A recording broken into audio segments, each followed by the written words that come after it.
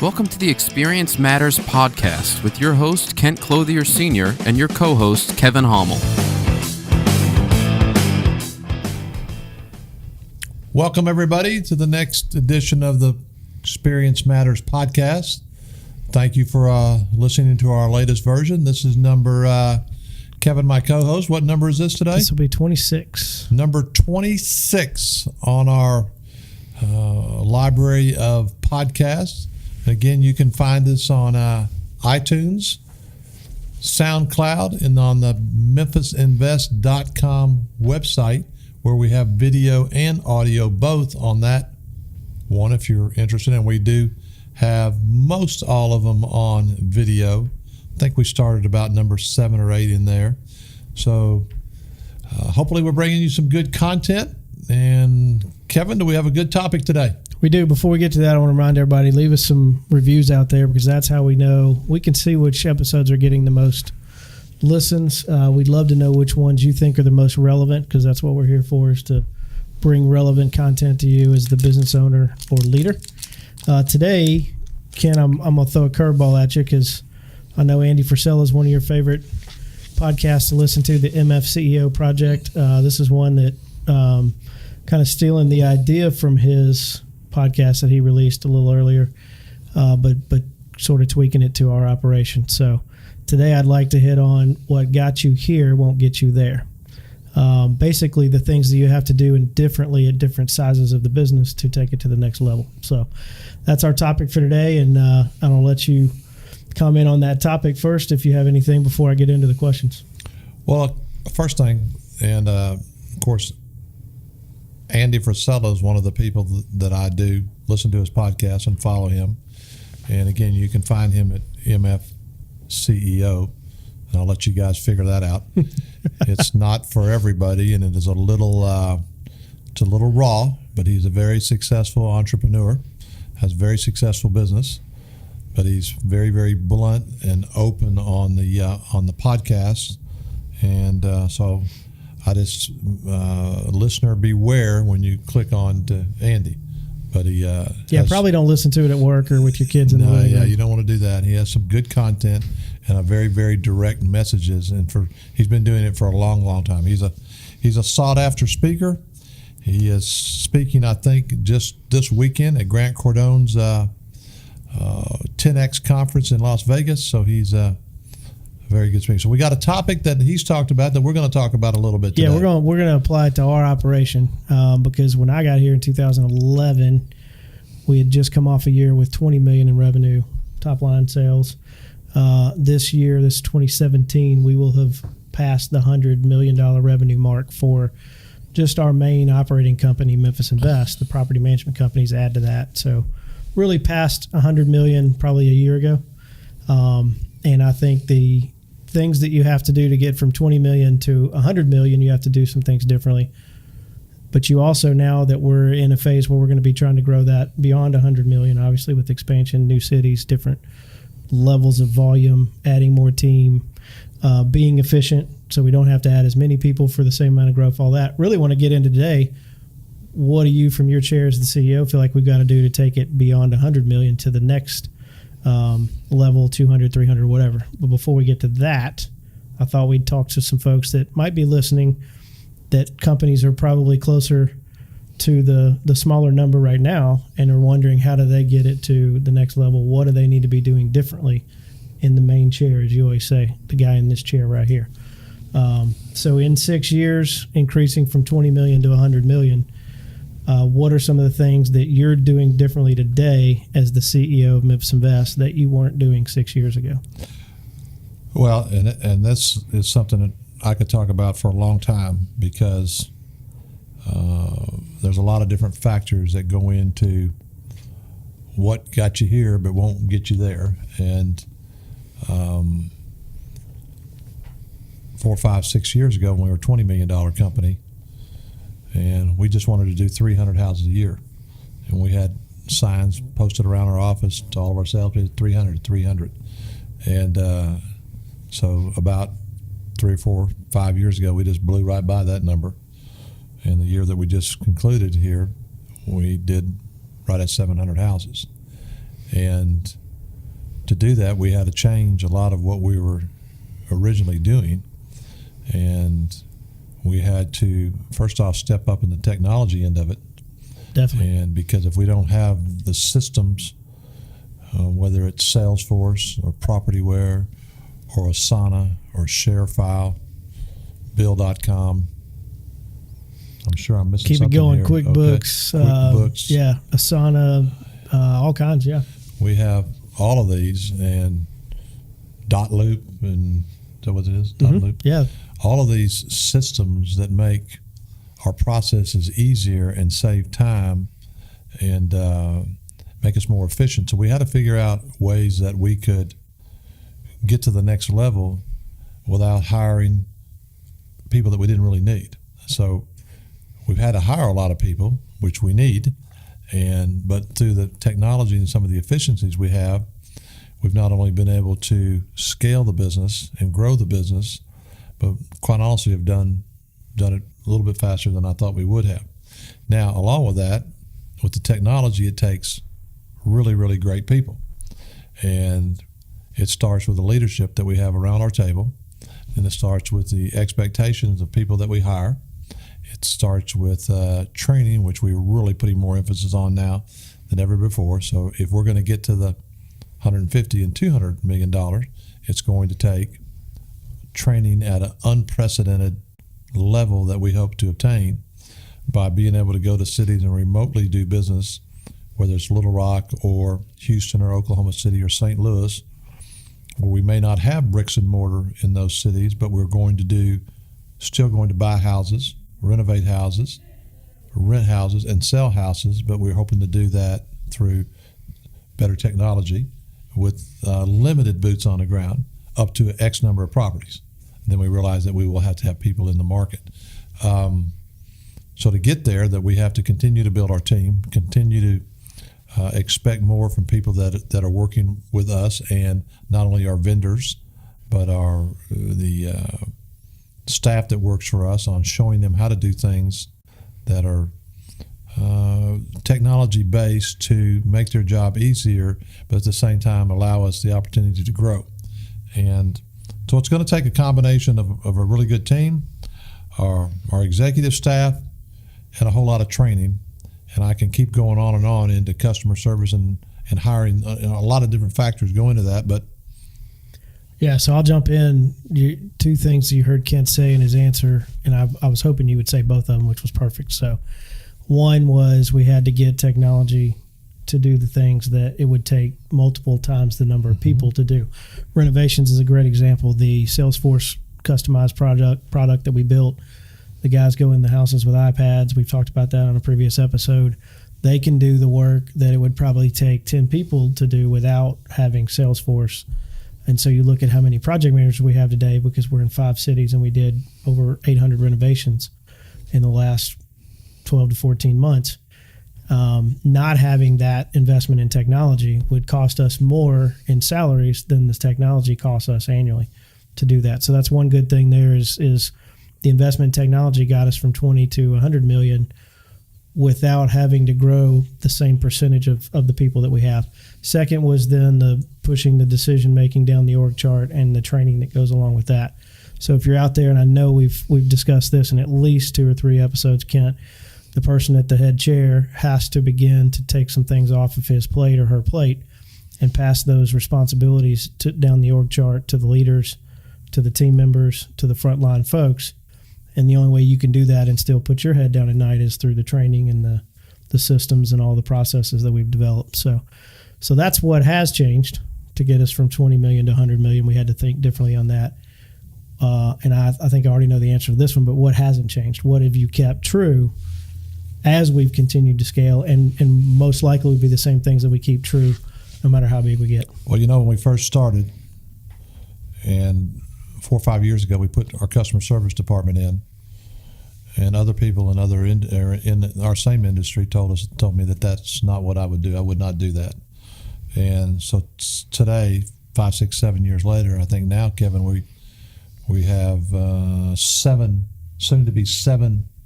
Mm-hmm. That's true. People working in our customer service department, and all their job is is to talk to our investors every month about what's going on with their properties, their situation, their portfolio. What are they thinking about in the future? How can we help them continue to grow? So that's probably been one of the mainstays that I've had, that I just don't come off of that a whole lot. In fact, I think this year we put 2 people in there. Last year went from 4 to 6, and we've already earmarked one for this year. It'll take us another month or 2 to get her in there, but we've already recognized who that person is going to be and started putting the program together to move her in there. And we think it's that important.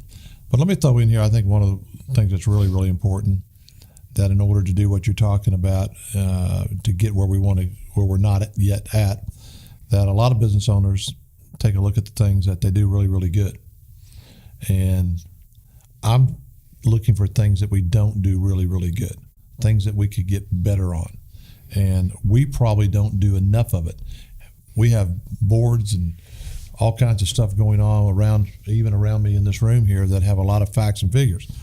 But there's no board in this room that's recognizing our weaknesses and how we're going to fix those.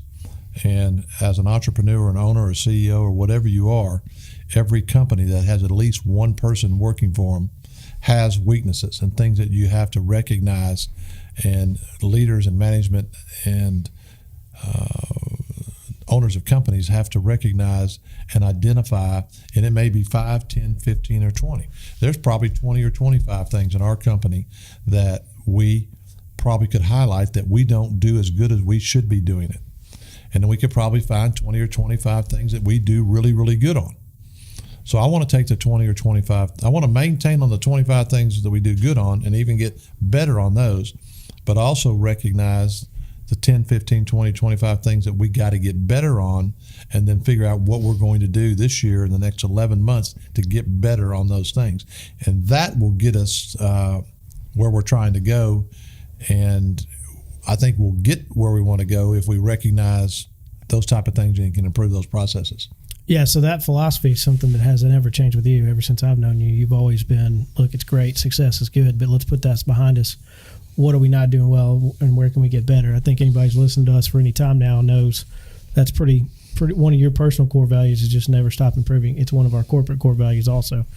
I think that's another thing to add on to your answer that we have not changed as we sit around this room, and decisions always come back to the core values. That's something that any business out there, if you don't have the set of those that you lean on, it's very difficult to push decisions down the org chart because there's no foundation or filter for those decisions to be made. So the other thing I think, and you hit on it, in serving our customers or the customer service department, we also listen. And every day at 1:00, we sit in here in a sales meeting, and one of the things we do in every meeting is we read surveys, any feedback from any client, and we're listening for that. We're not calling the 5s and saying thanks for a perfect survey. We're calling the 4s, 3s, and 2s and saying, why weren't we perfect? What can we do better? And that's, if you're out there listening and you want to truly know how you take it to the next level, you listen to what your customers are telling you. Kevin, you couldn't have said that any better. And so many business today, business owners, entrepreneurs, and even executives think they know everything. And there's so many businesses out there today that just don't listen to their customers. And we make an effort to listen to them. And if they bring us things that we really need to look at changing, then we're going to change them. Now, you can't do everything. You can't be everything that every customer or client wants you to be. But you do have to take the time to listen and value those comments on how we can implement any of them to get better. And that's all part of that process that I've told you. And a lot of things, sometimes when I told you the 10, 15, 20 things that we got to get better on, some of them come from our customers. And if you're not listening to those and taking action on those, then you're probably headed down the wrong path. And like you said, we send out a survey to every single customer that closes a house with us. We send them a written one and we send them an online one. And every one of those that comes back in, we value and we read every one of them in here, the ownership and our executive team and our sales department.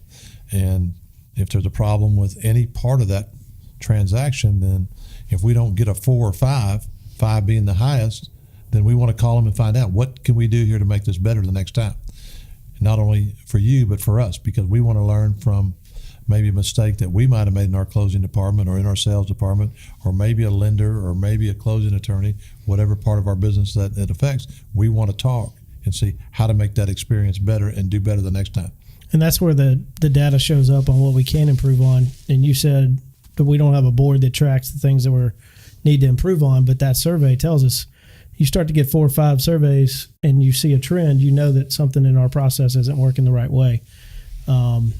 Or you see a trend in way, like one good example here recently, we had a client tell us, hey, I would rather be communicated with a different way than you prefer.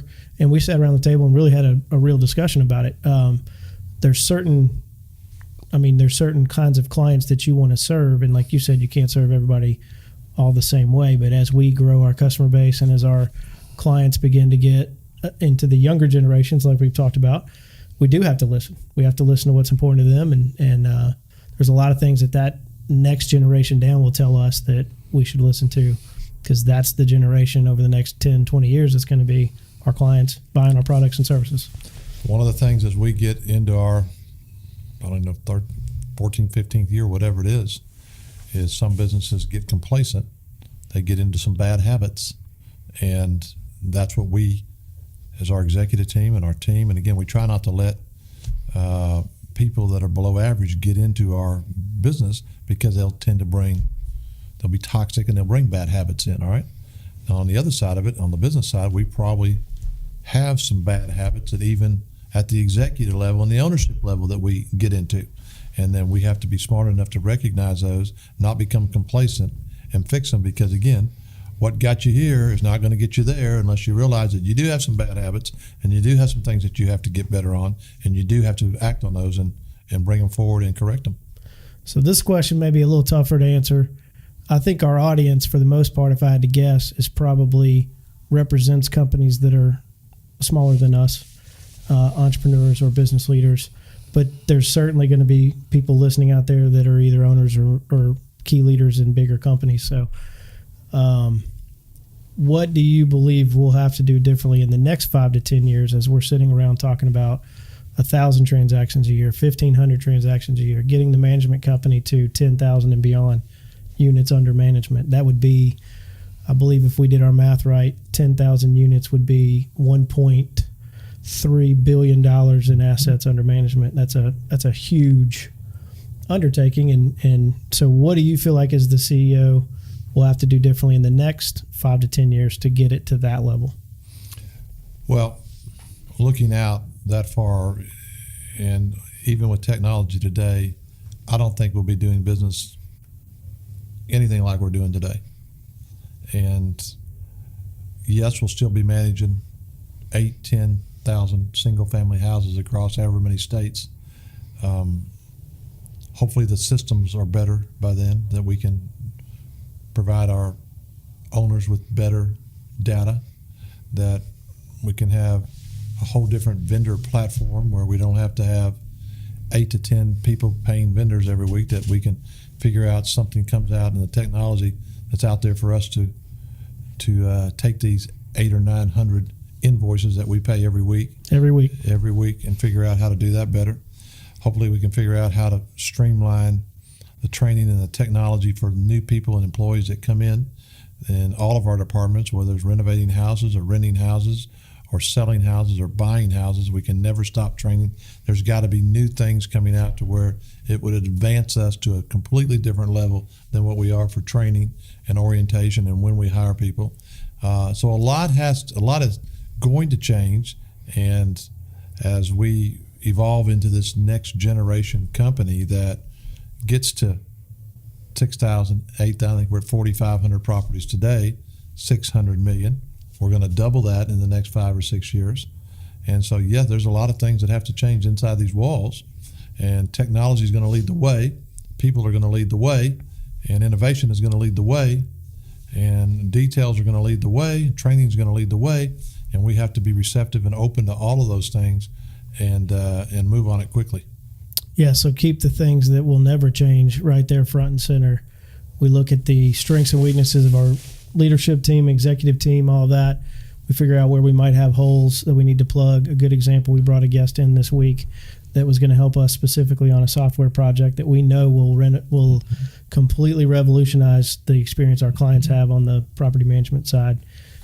Just something that we felt like was necessary. And that's the kind of example that we're talking about here is who's not on your team today that you may need to go get, whether it's hire them or bring them in as a kind of a advisor or something like that to help us get to another level. So good answers. Hopefully there's a lot of good stuff in there. If you're in that startup phase, there's a ton of meat in this episode here about how to get yourself going in the right direction and growing, the kinds of things you need to do differently and the kind of things you need to keep the same. So I think, Kevin, those are good questions, a good topic today. And like you said, we've already reached out early this year to a couple of people that are from the outside to come in and bring some of their expertise in a specific area to help us, because we realize that we don't have all the answers. We're pretty good at buying and selling houses, but when it gets past that, we're probably going to need a lot of help. And I think our people want it, and they want to be trained, they want to be better, they want to do better. And but anyway, this is a good topic today. And again, it was what got you here won't get you there to the next level. And hopefully there's some good content that you picked up in here. Kevin, anything else before I wrap this up? That's it. Well, thank you for being on today. And again, to our listeners, hopefully this is some good content for you. And again, you can find this on SoundCloud, iTunes, and the MemphisInvest.com website, where you can have audio and video there also. And we welcome any comments or suggestions that we can do better. And it's been a pleasure talking to you today, and have a great day. Thank you. Thank you for joining us on Experience Matters. You can listen and subscribe to us on iTunes, SoundCloud, and Stitcher. Be sure to visit us at MemphisInvest.com.